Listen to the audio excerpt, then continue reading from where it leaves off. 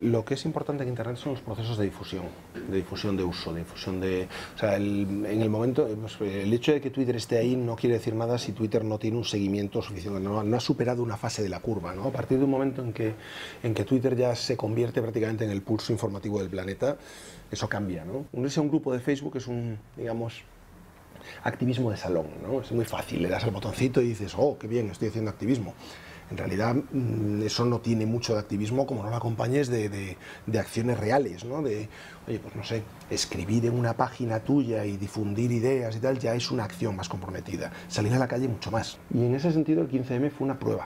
O sea, fue una prueba para ante unos políticos que decían, nada, esto no vale la pena ni tenerlo en cuenta. Son cuatro gatos, no son representativos. Son muy ruidosos en Internet porque saben cómo manejar el tema, pero nada más. No salen a la calle, ¿no? Y de repente el 15M se convierte en prueba. Estamos en contacto también con gente de muchos países, de Islandia, de Gran Bretaña, de Bulgaria, de Grecia, de Portugal. Internet es un aspecto muy importante, sobre todo cuando en los países hay segmentos de población, sobre todo los más jóvenes, que están formados y pueden utilizar esos medios. Al margen de las cuestiones que tenemos que cambiar en España, hay algunas cosas que tienen que hacerse ineludiblemente a nivel internacional. Por lo tanto, es esencial que las sociedades civiles de Europa se unan y presionen a sus gobiernos para que tomen medidas ya en los foros internacionales. Hay un detalle que yo creo que es interesante subrayar en comparación de Sol y la Plaza del Cairo.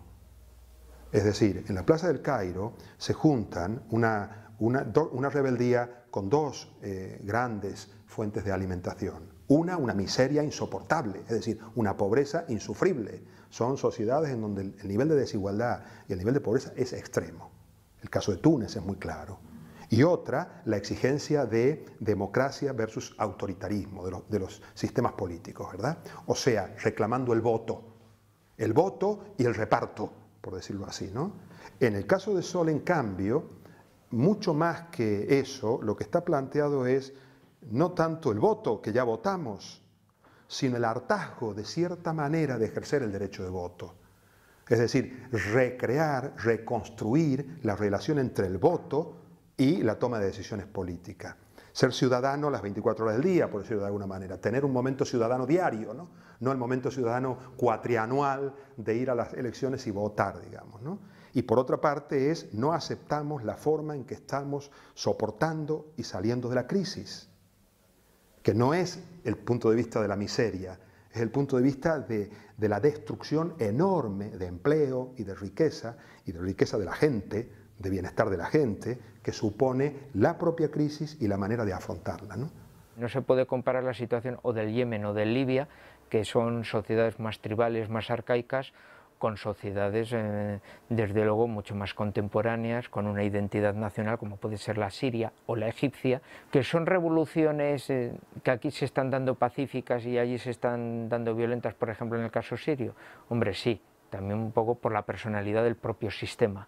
Tenemos experiencia, incluso las experiencias en el Ulster, cuando la población irlandesa tenía sus revueltas y, en fin, y las organizaciones paramilitares protestantes, ojo, actuaban y hemos tenido un punto de enfrentamientos sangrientos y era en un punto europeo. Una de las claves de todo este movimiento, desde el día 15 hasta todo lo que ha venido en las acampadas, que ha sido completamente pacífico. Yo creo que eso es un ejemplo de civismo y de orgullo en todo el mundo, que ahora todo el mundo está mirando para España y viendo cómo la sociedad y cómo los jóvenes están luchando por sus derechos y de forma completamente no violenta. Que eso no ha pasado en países como Grecia, como Gran Bretaña, como Francia.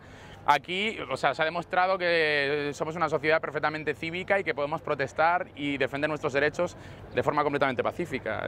Y yo estoy de eso en concreto muy orgulloso. Es una cosa a nivel global. Hemos visto cómo en un principio se celebraban concentraciones y acampadas de españoles en las embajadas y cómo apenas unos días después esas concentraciones de españoles han pasado a ser concentraciones y protestas de italianos, griegos, portugueses, alemanes. Esto está vivo y cambia cada día.